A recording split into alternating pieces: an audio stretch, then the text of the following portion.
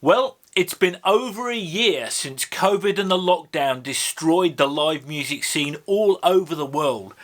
But happily, the first green shoots of that live recovery might be resurfacing through the soil, and oh my god, I've got to perform live in front of people. If that kind of thing is your personal nightmare, then we here at Tribe of Names might have a few tips and tricks to help you. Stick around.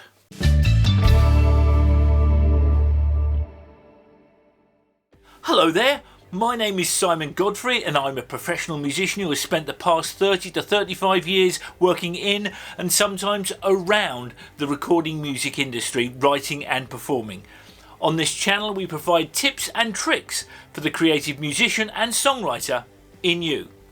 If you like what you see on this channel, please consider subscribing and click on the bell icon just in case you want to be notified of new videos when they come through.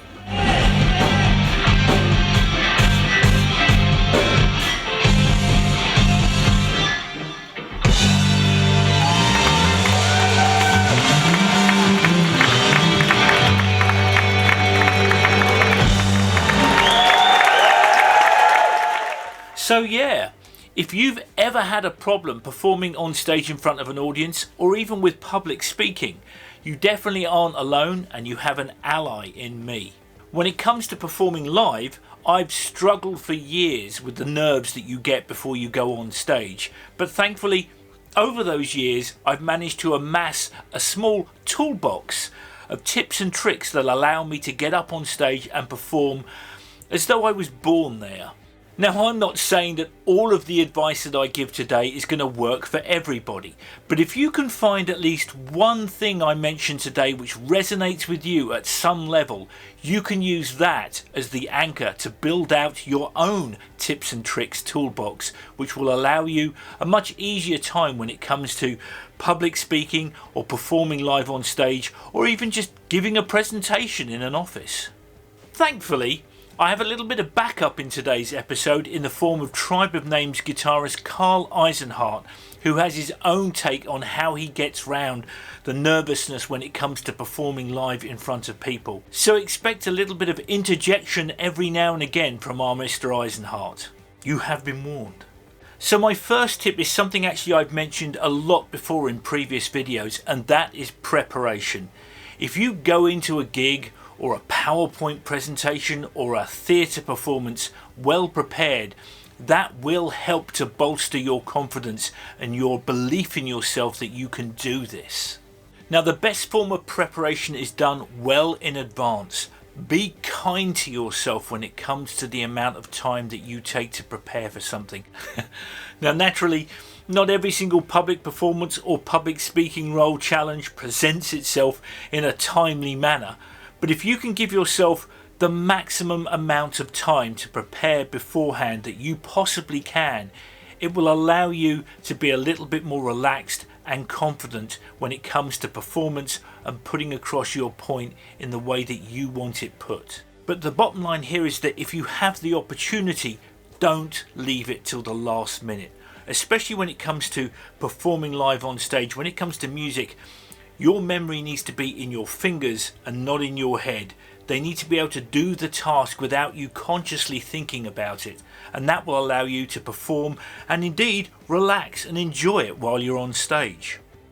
Number 2 is a very important factor, and I will leave this to Carl because he explains it much better than I could. I think the key to dealing with stage fright, at least the key for me with dealing with stage fright, is actually sitting down and thinking about what it is you fear. Obviously there's nervousness around going on stage. Do you fear failure? Do you fear letting your bandmates down? Do you fear being ridiculed by the audience if something doesn't go right? If you're fearing failure, there are a number of things you have to remember. First of all, you're prepared. You've done the best job preparing that you can. Some things are going to happen on that stage that are out of your control. That's okay. If you fear letting down your bandmates, everybody's there working together. If something doesn't go right, everybody pulls together and goes the same way. I have played in a lot of bands and I've never been blamed for anything that's happened, although I have been the cause of a couple things that have happened. But you move on. As far as the ridicule goes, I would love to say, oh, that doesn't happen, but it's happened to me.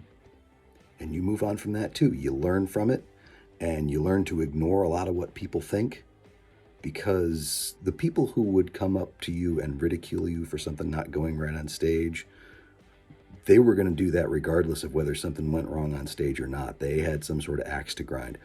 Think about the people that you know. Would any of the decent ones actually walk up to somebody and do that? Carl is spot on the money when it comes to identifying your fears to help you overcome them. I always remember the writer Stephen King talking about his 10-foot bug theory, and about how a monster is always at its most terrifying when it's unseen. And the moment you see it for the first time, that's when you get a sense of what it is and it shrinks down. Identify your fears, it will help you. The third point is, when you are up on stage in front of an audience, try as much as you possibly can to focus on the present. If you're halfway through a gig, there's no need to worry about all the mistakes you've made, because you can't change those. And the same goes for the start of a show or in the middle of a show and you're worried about what's coming up next. There's nothing you can do about it. Focus on the present, because it's the one thing you can genuinely affect. I was in a band a few years ago back in the UK called Tiny Fish. In fact, you saw some footage of us performing earlier in this video. And we were just getting ready at the very start of our career to do our first live shows. Now, most of the people in that band were seasoned touring musicians, but one member, my co-writer and lyricist Rob Ramsey, had never performed live on stage before. And as we were getting ready to walk on stage, he told me that he was feeling a bit nervous. And so I turned to him and I said, "Have you done all the preparation that you could possibly do for this moment?" And he said yes. And I said, "Then there's nothing more you can do. Just get out on that stage and enjoy it as best you can." He said that once I had told him that, all of his fears seemed to drop away, and he did indeed have a great time while he was on stage. He went on, in fact, to be a great stage performer, and I personally think was one of the most special things about being in that band. Number 4 on the list, and it's the tyranny of perfection. Take it away, Carl. I think a lot of stage fright comes from the idea that you have built up in your head what the perfect performance is. What you must understand is that nobody else in the audience knows what the perfect performance is from you. The audience is very forgiving. The audience misses a lot, especially if you're playing in a band situation. If there are mistakes, the audience, unless you call attention to it, the audience is very likely to think that that's how that was supposed to go. I have been part of some horrific train wrecks on stage. I've had people come up at the end of those performances, and say, "Man, that was great. I love the whole thing." Okay, I'm sitting there freaking out that I made this horrific mistake that nobody apparently noticed or nobody remembered. Think about in a live performance, if you make a mistake, if you play 4 notes in a row that are wrong key, wrong time, totally wrong, those notes only exist in that moment. 2 seconds, maybe, until the reverberation has gone away in the room, and they're gone. Plus, there are other people on the stage also making noise at the same time, so somebody has to be looking at you and know what you were trying to play to be able to pick out that anything was wrong. That's a healthy thing to keep in mind. Carl nails it in one. I've lost count of the number of times that I've actually walked off a stage thinking that I've just put in an absolutely crap performance, only to be slapped on the back by people saying it was the best thing that they've ever seen us do. It sometimes defies all logic, but you've got to understand that there's a lot more going on than just your performance. As Carl said, everybody in the band is playing and you are just one part of that performance. And when you consider exactly how much stimuli is going on during a live show, the lights, the people, the venues, the smells, the drink, the whatever else, you've got to understand that there's a huge amount that's going on entirely independent from what you're doing on stage. You don't have to be as hard on yourself. Obviously, you want to give the best performance as you possibly can, but if you can give it 100% and still not every note lands correctly, you've done everything you can possibly do. I've actually only played one perfect gig in my entire life, and that was back in the days when I was a drummer. And I can tell you right now, when I walked off that stage, it was the weirdest feeling in the world, because I was expecting some mistakes somewhere during the performance, and guess what? Not a single person came up to me and said that was a perfect gig. You've got to remember that there's a difference between a perfect performance and a great performance. I'd rather have a great performance every time rather than a perfect one. Do the best job that you can, always. But realize that if you mess up, odds are nobody's going to hear it. Number 5, and this one probably gets overlooked because it gets crowded out by all of the other big details. But if you're going up on stage to perform in front of people, never let your fear overcome your desire to have a bit of fun on stage. Part of the reason I love being in bands is because there is an element there which is not entirely your own. You're part of a unit, and I love that element of it.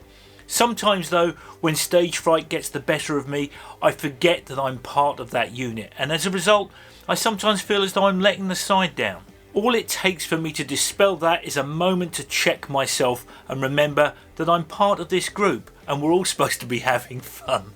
Ironically, it is the recorded studio sessions that we do at Metronome Studios which I find the most fearful and the most stressful to do, and they have absolutely no audience in front of us whatsoever. I think the stress really for me comes from the fact that everything is being recorded from every single angle, and no amount of editing will hide a bad performance. As a result, I often feel a little bit vulnerable playing in front of those cameras. But again, I have to remind myself, I'm part of a bigger group here, and it's supposed to be fun. Gotta find that fun. And finally, I'll let Carl round out this video with a few thoughts which don't really fit into any of the previous 5 tips. Expect that the rest of the world is on your side when you're performing. Remember that you're up there on stage performing, doing something that most of the people in the audience wish they could do. Have a good sense of humor about what happens too. I can remember the first couple of gigs that I ever played in high school and in college, that clump of terror that was in my chest, and the whole room seemed like it was shaking. I was so afraid. The one gig I had to spray down my hands with Right Guard just so I could hold on to the pick. I know that feeling. And then just through repetition of playing gigs and having things go wrong, because they will, and dealing with it and realizing, oh, that wasn't that bad, or realizing, oh, that was kind of terrible and I hope that doesn't happen again, and making adjustments so that they don't happen again. All that stuff got behind me. Now I have startlingly little trepidation about walking out onto any stage, which is also a problem sometimes, but kind of a good problem to have. One important thing that I've discovered over the years of doing this is to watch your caffeine and particularly your sugar intake before you go out on a gig. Because if your system is all amped up, you're more likely to get jittery. And as soon as you get jittery, you start playing not as well. You start pushing sort of past the edge a little bit. And it makes everything just feel wrong on the stage. And it's very disconcerting. And you might be playing fine, but it just doesn't feel right. And that's an awful feeling. So I've learned, I will not ever drink coffee past noon anymore. Ever. I would rather be way too tired on a gig than have my system amped up like that. Thank you, Carl, and thanks to all of you out there for sticking around to the end. If you like what you see, please consider subscribing and maybe clicking on the bell icon so you can be notified of any new videos we have coming out on the channel. So until next time, Tribe of Names, this is Simon wishing you a good week. Goodbye.